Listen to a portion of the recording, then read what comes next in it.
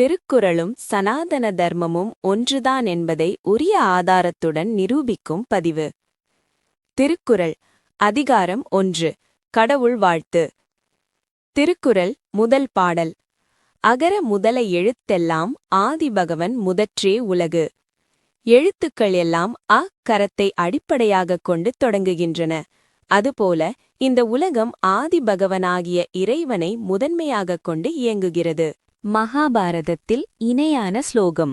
அக்ஷராணாம் Agaro அஸ்மி த்வந்த்வஹ் சாமாசிகஸ்ய ச அஹமேவ அக்ஷயோ காலோ தாத்தா அஹம் விஸ்வதோமுகஹ். பகவத்கீதை அத்தியாயம் 10 ஸ்லோகம் 33. எழுத்துக்களில் நான் ஆகாரமாக அகரமாக இருக்கிறேன். எழுத்துக்களுக்குள் அகரம் ஊடுருவி நிற்பது போல பிரபஞ்சம் முழுவதும் இறைவன் நீக்கமர நிறைந்திருக்கிறான் என்பதே இதன் கருத்து. மனஸ்மிருதியில் இணையான கருத்து. ய சர்வஜ்ஞः சர்வவித் யஸ்ய ஞானமயம் தபஹ தஸ்மாதேதத் பிரம்ம நாம ரூபமண்ணம் ச ஜாயதே. யார் ஒருவர் அனைத்தையும் அறிந்தவரோ, யாருடைய தவம் ஞானமயமானதோ, அவரிடமிருந்தே இந்த பிரபஞ்சம், பெயர்கள், வடிவங்கள் அனைத்தும் தோன்றின. அகரம் எப்படி ஒலிகளுக்கு மூலமோ அப்படியே இறைவன் படைப்பிற்கு மூலம் என்கிறது இந்த அறநூல். மனஸ்மிருதியில் இணையான கருத்து. ய சர்வஜ்ஞः சர்வவித் யஸ்ய ஞானமயம் தபஹ தஸ்மாதேதத் பிரம்ம நாம ரூபமண்ணம் ச ஜாயதே. யார் ஒருவர் அனைத்தையும் அறிந்தவரோ, யாருடைய தவம் ஞானமயமானதோ, அவரிடமிருந்தே இந்த பிரபஞ்சம், பெயர்கள், வடிவங்கள் அனைத்தும் தோன்றின. அகரம் எப்படி ஒலிகளுக்கு மூலமோ அப்படியே இறைவன் படைப்பிற்கு மூலம் என்கிறது இந்த அறநூல். திருக்குறள் மற்றும் சனாதன தர்மத்தின் வேத நெறிகள், கருத்துக்கள் வெவ்வேறானவை அல்ல. அவை ஒரே உண்மையை வெவ்வேறு மொழிகளில் பறைசாற்றுகின்றன என்பதை கீழ்க்கண்ட புள்ளிகள் மூலம் அறியலாம். மூலப்பொருள் தி ஃபர்ஸ்ட் காஸ்.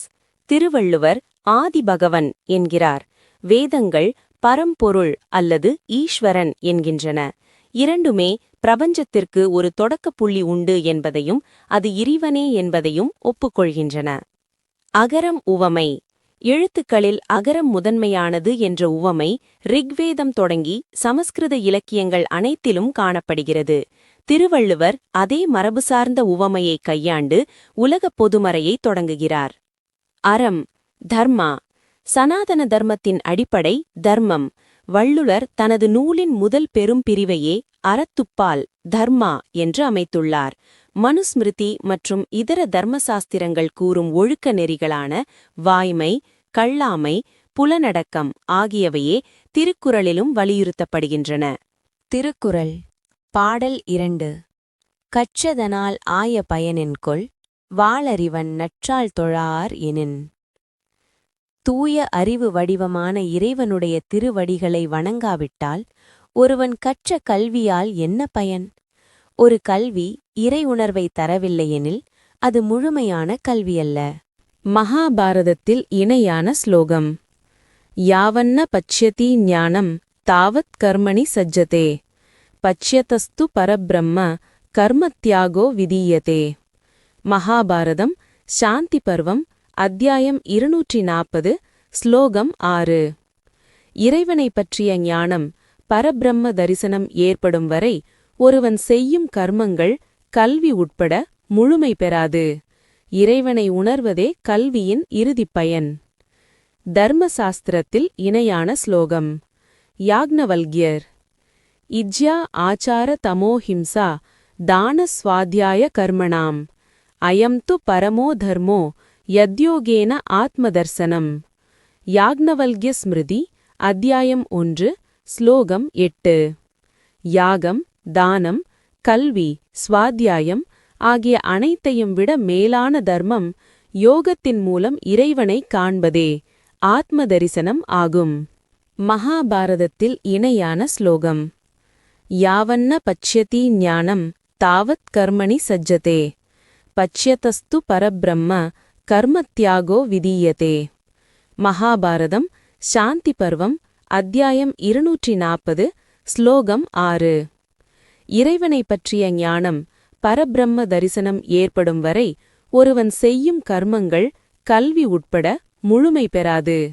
இறைவனை உணர்வதே கல்வியின் இறுதிப் பயன். தர்மசாஸ்திரத்தில் இணையான ஸ்லோகம். யாக்ஞவல்க்யர். இஜ்யா ஆச்சார தமோஹிம்சா தான ஸ்வாத்யாய கர்மணாம் அயம் து பரமோ தர்மோ யத்யோகேன ஆத்மதர்சனம்.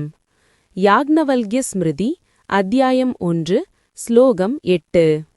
யாகம், தானம், கல்வி, ஸ்வாத்யாயம் ஆகிய அனைத்தையும் விட மேலான தர்மம் யோகத்தின் மூலம் இறைவனை காண்பதே ஆத்ம தரிசனம் ஆகும். திருக்குறளும் சனாதன தர்மமும் ஒருமைப்பாடு. இறைவனை உணராத கல்வி பயனற்றது என்ற வள்ளுவரின் கருத்து, வித்யா பந்தமுக்தையே விடுதலை தருவதே கல்வி என்ற சனாதன தர்மத்தின் அடிப்படை நோக்கத்துடன் முழுமையாக ஒத்துப்போகிறது. திருக்குறள் பாடல் 3. மலர்மிசை ஏகினான் மானடி சேர்ந்தார் நிலமிசை நீடு வாழ்வார். விளக்கம். அன்புருவான மனமாகிய மலரின்மேல் வீற்றிருக்கும் இறைவனுடைய பெருமைமிக்க திருவடிகளை சரணடைந்தவர்கள் இந்த உலகில் எல்லா நலன்களும் பெற்று நீண்ட காலம் வாழ்வார்கள். மகாபாரதத்தில் இணையான ஸ்லோகம். மகாபாரதம் அனுசாசன பருவம் அத்தியாயம் 149 ஸ்லோகம் 135. ய இதம் படத்தே நித்யம் யச்சாபி ஷ்ருணுயான் நரக நாசுபம் பிராப்னுயாத் கிஞ்சித் சோ முத்ரே ஹச்ச மணிதக. யார் ஒருவர் இறைவனின் திருநாமங்களையும் பெருமைகளையும் எப்போதும் துதிக்கிறாரோ அல்லது கேட்கிறாரோ அவர் இந்த உலகிலும், அதாவது இகத்திலும் மறு உலகிலும் எவ்வித தீங்கும் அடையாமல் நன்மைகளை அடைவர். மனுஸ்மிருதி அத்தியாயம் 2 ஸ்லோகம் 160. யஸ்ய வாங் மனசி சுத்தோ சம்யக் குப்தேச்ச சர்வதா சவை சர்வம் அவாப் நோதி வேதாந்தோபகதம் பலம். யாருடைய வாக்கு மற்றும் மனம் தூய்மையாக இருந்து இறை சிந்தனையுடன் தர்ம நெறியில் நிலை பெற்றுள்ளதோ அவர் வேதாந்தங்கள் கூறும் அனைத்து உயர்வான பலன்களையும் இந்த வாழ்விலேயே பெறுவார். திருக்குறளும் சனாதன தர்மமும் ஒருமைப்பாடு. இறைவனை மனதில் நிறுத்தி அவனது திருவடிகளை போற்றுபவர்கள் இவ்வுலகில் மேன்மையடைவார்கள் என்ற வள்ளுவரின் கருத்து, இறைபக்தியே அமைதியான மற்றும் நீண்ட வாழ்விற்கு அடிப்படை என்கின்ற சனாதன தர்மத்தின் பக்தி யோகம் மற்றும் சரண்யாகதி தத்துவத்துடன் அப்படியே ஒத்துப்போகிறது. திருக்குறள் பாடல் 4. வேண்டுதல் வேண்டாமை இலானடி சேர்ந்தார்க்கு யாண்டும் இடும்பை இல. விளக்கம். விருப்பு வெறுப்பு இல்லாத இறைவனுடைய திருவடிகளை சேர்ந்தவர்களுக்கு எப்போதும் எவ்விதமான துன்பங்களும் ஏற்படாது. மகாபாரதம் பீஷ்ம பர்வம் அத்தியாயம் 26 ஸ்லோகம் 14. மாத்ரா ஸ்பர்ஷாஸ்து கௌந்தேய சீதோஷ்ண சுகதுக்கதாக ஆகமாபாயினோ நித்யாஸ்தாம் ஸ்திதிக்ஷஸ்வ பாரத. புலன்களால் ஏற்படும் இன்ப துன்பங்கள் வந்து போகக்கூடியவை. விருப்பு வெறுப்புகளுக்கு அப்பாற்பட்ட இறைவனை சரணடைந்து மன உறுதியுடன் இருப்பவன் இந்த துன்பங்களை கடந்து நிலை பெறுவான். மனுஸ்மிருதி அத்தியாயம் 12 ஸ்லோகம் 125. ஏவம் யஹ சர்வதேவேஷு ஆத்மானம் அனுபச்யதி சக சர்வ சமதாம் மேத்ய பிரம்மாப்யேதி பரம்பதம்.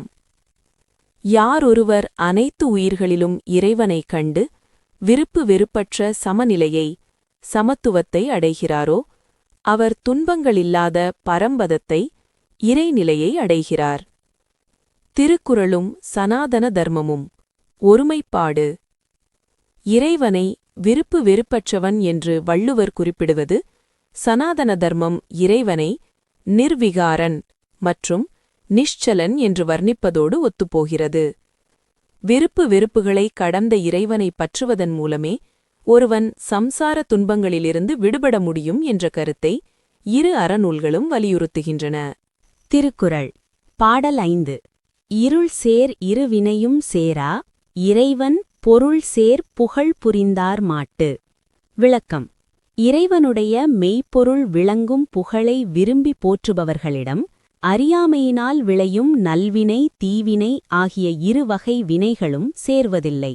மகாபாரதம் பீஷ்ம பர்வம் அத்தியாயம் 28 ஸ்லோகம் 20 யதா வினிமித்தம் சித்தம் ஆத்மன் ஏவ அவதிஷ்டதே நிஸ்பிருஹ சர்வ காமேபியோ யுக்தஹ இத்யுச்சதே ததா. ஒருவன் தனது மனதை இறைவனிடம் நிலைநிறுத்தி உலக ஆசைகளிலிருந்து விடுபடும்போது அவன் வினைகளிலிருந்து விடுதலையடைந்த யுக்தன் என்ற யோகி என்று அழைக்கப்படுகிறான். இறை சிந்தனை வினைகளை அறுக்கும் என்பது இதன் பொருள்.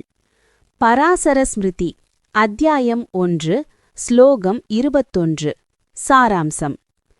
யார் ஒருவர் இறைவனை எப்போதும் போற்றித் துதிக்கிறாரோ அவர் அனைத்து பாவங்களில் அதாவது தீவினைகளிலிருந்தும் விடுபட்டு உயரிய நிலையை அடைகிறார். இறைபுகழ் பாடுவது வினைகளை நீக்கும் என்பதை இது உறுதிப்படுத்துகிறது. திருக்குறளும் சனாதன தர்மமும் ஒருமைப்பாடு. நல்வினை தீவினை ஆகிய இரண்டுமே ஆன்மாவை மறுபிறவி என்னும் கட்டிற்குள் வைத்திருப்பவை, இருள்சேர் இருவினை. இந்த வினைகளை இறைவனின் புகழை பாடுவதன் மூலம் கடக்க முடியும் என்ற வள்ளுவரின் கருத்து சனாதன தர்மத்தின் கர்மா கோட்பாடு மற்றும் பக்தி மூலம் கர்ம வினைகளை அழிக்கும் நிஷ்காம கர்மா தத்துவத்தோடு முழுமையாக இணைந்துள்ளது. திருக்குறள் பாடல் 6. பொறிவாயில் ஐந்தவித்தான் பொய்தீர் ஒழுக்க நெறி நின்றார் நீடு வாழ்வார். விளக்கம். மெய், வாய், கண், மூக்கு, செவி ஆகிய 5 புலன் வாயிலாகப் பிறக்கும் ஆசைகளை அடக்கிய இறைவனுடைய பொய்யற்ற ஒழுக்க நெறியில் நின்றவர்கள் எக்காலத்தும் அழியாத நிலைத்த வாழ்வை வாழ்வார்கள். மகாபாரதம் பீஷ்ம பர்வம் அத்தியாயம் 26 ஸ்லோகம் 61. தானி சர்வாணி சம்யம்ய யுக்த ஆசீத மத்பரஹ வசேஹி யஸ்ய இந்திரியாணி தஸ்ய பிரக்ஞா பிரதிஷ்டிதா. ஐம்புலன்களையும் அடக்கி அவற்றை என்னிடம் இறைவனிடம் நிலைநிறுத்தி இருப்பவனே நிலை பெற்ற அறிவுடையவன். புலன்களை வென்றவனே இறைநிலையை அடைவான் என்பது இதன் பொருள். மனுஸ்மிருதி அத்தியாயம் 2 ஸ்லோகம் 92. ஏகாதசமிந்திரியான் யாஹுர் யானி பூர்வம் மனீஷினஹ தானி சம்யக் வியாக்கியாஸ்யாமஹ கிரமசோ யானி தத்வதஹ. புலன்களை அவற்றின் போக்கிற்கு விடாமல் அடக்கி ஆள்பவனே தர்மத்தின் வழியில் நிற்பவன். புலனடக்கம் இல்லாதவனுக்கு எந்த அறமும் கைகூடாது. திருக்குறளும் சனாதன தர்மமும் ஒருமைப்பாடு. ஐம்புலன்களை வெல்வதே முக்திக்கு அடிப்படை என்பது சனாதன தர்மத்தின் இந்திரிய நிக்கிரகம் என்னும் தத்துவமாகும். அதையே வள்ளுவர் ஐந்தவித்தான் என்ற சொல்லின் மூலம் குறிப்பிடுகிறார். புலன்களை வென்ற இறைவனின் நெறியை பின்பற்றுபவர்கள் நித்திய வாழ்வு எனும் முக்தியை பெறுவார்கள் என்பதில் இரு நூல்களும் ஒருமித்த கருத்தை கொண்டுள்ளன. திருக்குறள் பாடல் 7. தனக்குவமை இல்லாதான் தாழ் சேர்ந்தார் கல்லால் மனக்கவலை மாற்றல் அரிது. விளக்கம். தனக்கு நிகழ் யாரும் இல்லாத ஒப்பற்ற இறைவனுடைய திருவடிகளை சரணடைந்தவர்களைத் தவிர மற்றவர்களுக்கு மனக்கவலையை நீக்குவது என்பது மிகவும் கடினமான செயலாகும். மகாபாரதம் சாந்தி பர்வம் அத்தியாயம் 339 ஸ்லோகம் 70. ந தத்ர சூர்யோ பாதி ந சந்திர தாரகம் நே மா வித்யுதோ பாந்தி குதோ அயமக்னி தமேவ பாந்தம் அனுபாதி சர்வம் தஸ்ய பாசா சர்வமிடம் விபாதி. அங்கு சூரியனோ சந்திரனோ நட்சத்திரங்களோ ஒளிர்வதில்லை.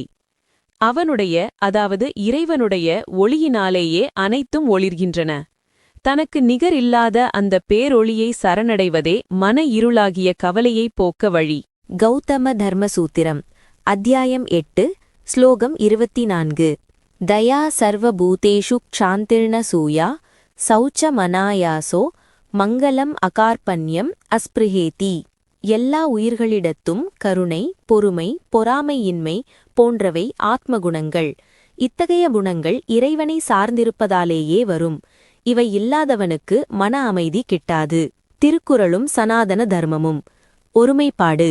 இறைவனை தனக்குவமை இல்லாதான் என்று வள்ளுவர் கூறுவது வேதங்கள் இறைவனை ஏகம் ஏவ அத்விதீயம் என்று இரண்டற்ற ஒன்று ஒப்பற்ற ஒன்று என்று வர்ணிப்பதோடு ஒத்துப்போகிறது. மனக்கவலை நீங்க இறைவனே ஒரே புகலிடம் என்ற கருத்து சனாதன தர்மத்தின் சரண்யாகதி தத்துவத்தை மெய்ப்பிக்கிறது. திருக்குறள் பாடல் 8. அறவாழி அந்தணன் தாழ் சேர்ந்தார் கல்லால் பிறவாழி நீந்தல் அரிது. விளக்கம்: அறக்கடலாக விளங்கும் அந்த இறைவனுடைய திருவடிகளை சரணடைந்தவர்களைத் தவிர மற்றவர்கள் பிறவிப் பெருங்கடலை நீந்திக் கடப்பது என்பது மிகவும் கடினமான செயலாகும். மகாபாரதம் பீஷ்ம பர்வம் அத்தியாயம் 31 ஸ்லோகம் 14. दैवी ह्येषा गुणमयी मम माया दुरत्यया मामेव ये प्रबध्यन्ते மாயாமேதாந்தரந்தி தே. எனது குணம் சார்ந்த இந்த மாயையை, அதாவது பிறவித் தலைகளை கடப்பது மிகவும் கடினம். ஆனால் யாரொருவர் என்னையே இறைவனை சரணடைகிறார்களோ அவர்கள் இந்த மாயையை கடந்துவிடுகிறார்கள். மனுஸ்மிருதி அத்தியாயம் 12 ஸ்லோகம் 39.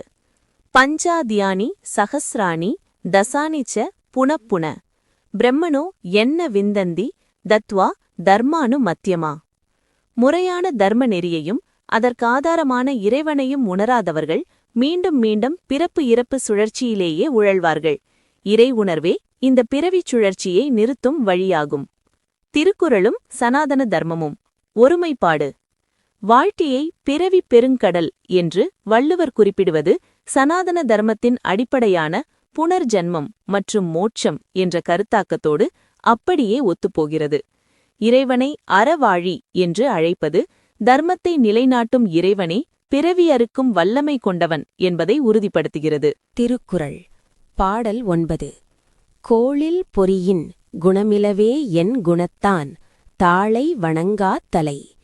விளக்கம்: கேட்காத செவி, பார்க்காத கண் என புலன் உணர்வுகள் இல்லாத பொறிகள் எப்படி பயனில்லையோ அதுபோல என் குணங்களை உடைய இறைவனுடைய திருவடிகளை வணங்காதவனுடைய தலை ஒரு பயனும் இல்லாததேயாகும். மகாபாரதம் சாந்தி பருவம் அத்தியாயம் 47 ஸ்லோகம் 64. ஏன நமஸ்யந்தி கோவிந்தம் ஏன அர்ச்சந்தி ஜனார்தனம் ஜீவன் மிருதாஸ்தே ஜானேயா ஏன தியாயந்தி கேசவம். யார் ஒருவர் இறைவனை கோவிந்தனை வணங்கவில்லையோ, யார் இறைவனை பூஜிக்கவில்லையோ, யார் இறைவனை தியானிக்கவில்லையோ அவர்கள் உயிருடன் இருந்தாலும் இறந்தவர்களுக்குச் சமமானவர்களே ஆவர். மனுஸ்மிருதி அத்தியாயம் 2 ஸ்லோகம் 156 கருத்துருவம். யதா காஷ்டமயோ ஹஸ்தி யதா சர்மமயோ மிருகः யச்ச விப்ரோ நதீயானஸ்த்ரயஸ்தே நாம பிப்ரதி. மரத்தில் செய்த யானை, தோலினால் செய்த மான் ஆகியவை எப்படி பெயரளவில் மட்டும் இருந்து உண்மையான பயனை தராததோ அதுபோல இறை சிந்தனையும் கல்வியும் இல்லாதவன் மனித பெயரை தாங்கியும் பயனில்லாதவனாகிறான். திருக்குறளும் சனாதன தர்மமும் ஒருமைப்பாடு. இறைவனை என் குணத்தான், அதாவது 8 குணங்களை உடையவன் என்று வள்ளுவர் குறிப்பிடுவது சனாதன தர்மம் இறைவனுக்கு கூறும் என் குணங்களுடன் நேரடியாக ஒத்துப்போகிறது. உடல் உறுப்புகள் இருந்தும் அவை இறைவனை வணங்க பயன்படாவிட்டால் அந்த வாழ்வு வீண் என்பது இரு நெறிகளின் ஒருமித்த கருத்தாகும். திருக்குறள் பாடல் 10. பிறவிப் பெருங்கடல் நீந்துவர் நீந்தார் இறைவன் அடி சேராதார். இறைவனுடைய திருவடிகளை சரணடைந்தவர்கள் பிறவியாகிய பெரிய கடலை நீந்திக் கடப்பார்கள். இறைவனுடைய திருவடிகளை சேராதவர்கள் அக்கடலை நீந்திக் கடக்க முடியாமல் மீண்டும் மீண்டும் பிறவியில் உழல்வார்கள். மகாபாரதம் பீஷ்ம பர்வம் அத்தியாயம் 36 ஸ்லோகம் 7. தேசாமகம் சமுத்தர்த்தா மிருத்யு சம்சார சாகராத் பவாமின சிராத் பார்த்த மையாவேசித சேதசாம். என்னிடத்தில், இறைவனிடம் எவர்கள் தங்கள் மனதை நிலைநிறுத்துகிறார்களோ அவர்களை இந்த மரணத்துடன் கூடிய பிறவிப் பெருங்கடலில், அதாவது சம்சார சாகரத்தில் இருந்து நான் விரைவிலேயே கரையேற்றுகிறேன். யாக்ஞவல்க்ய ஸ்மிருதி அத்தியாயம் 3 ஸ்லோகம் 71. யதா வினிமிதம் சித்தம் ஆத்மன் ஏவ அவதிஷ்டதே நிஸ்பிருஹः சர்வகாமேப்யோ யுக்தः இத்யுச்சதே ததா. யார் ஒருவர் தனது ஆசைகளை துறந்து இறைவனிடம் மனதை நிலைநிறுத்துகிறாரோ அவர் யுக்தன், முக்தியடைய தகுதியானவன் ஆகிறார். இறை உணர்வு ஒன்றே பிறவித்தலைகளை அறுத்து ஒருவனை விடுவிக்கும். திருக்குறளும் சனாதன தர்மமும். ஒருமைப்பாடு. வாழ்க்கையை சம்சார சாகரம் என்று உருவகப்படுத்துவதும் அதிலிருந்து விடுபட இறைவனே தோணி அல்லது கப்பல் என்று கூறுவதும் சனாதன தர்மத்தின் மையக் கருத்தாகும். பிறவிப் பெருங்கடல் என்ற வள்ளுவரின் பிரயோகம் ஆன்மாக்கள் முக்தியடையும் வரை மீண்டும் மீண்டும் பிறக்கின்றன என்ற ஹிந்து தர்மத்தின் மறுபிறவிக் கொள்கையை உறுதிப்படுத்துகிறது. இதன் மூலம் கடவுள் வாழ்த்து அதிகாரம் முழுமை பெற்றது. திருக்குறளின் முதல் அதிகாரமான கடவுள் வாழ்த்து சனாதன தர்மத்தின் சாராம்சத்தையும் வேத நெறிகளின் அடிநாதத்தையும் 10 குறள்களுக்குள் அடக்கி வழங்குகிறது. திருவள்ளுவர் எவ்வித மத அடையாளங்களையும் நேரடியாக குறிப்பிடாமல் பிரபஞ்ச உண்மைகளையும் ஆன்மீக தத்துவங்களையும் விளக்கும் விதம் சனாதன தர்மத்தின் ரிஷி பரம்பரைக்கு நிகரானது. திருக்குறள் முதல் அதிகாரத்திற்கும் சனாதன தர்மத்திற்கும் உள்ள ஒருமைப்பாட்டை பின்வரும் தலைப்புகளில் விரிவாக காணலாம்.